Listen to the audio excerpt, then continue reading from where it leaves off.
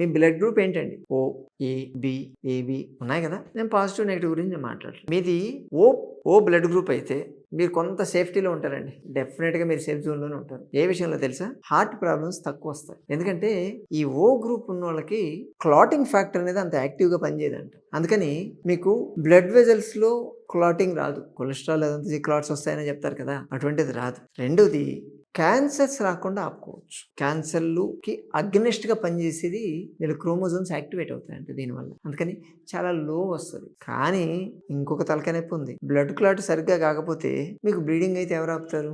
Bleeding చాలా slow ఉంది. రక్తస్రావం ఎక్కువైతే ఓవర్ బ్లీడింగ్ వల్ల చనిపోతారు. ఆ డేంజర్ ఉంటుంది. కాబట్టి అది కావాలి.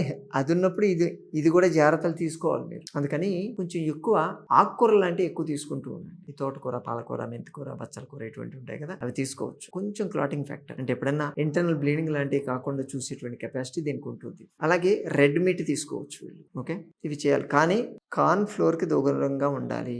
ఈ మొక్కజొన్న పొత్తులు, అమెరికన్ స్వీట్ కార్న్, వీటి నుంచి ఎంత దూరం ఉంటే అంత మంచిది.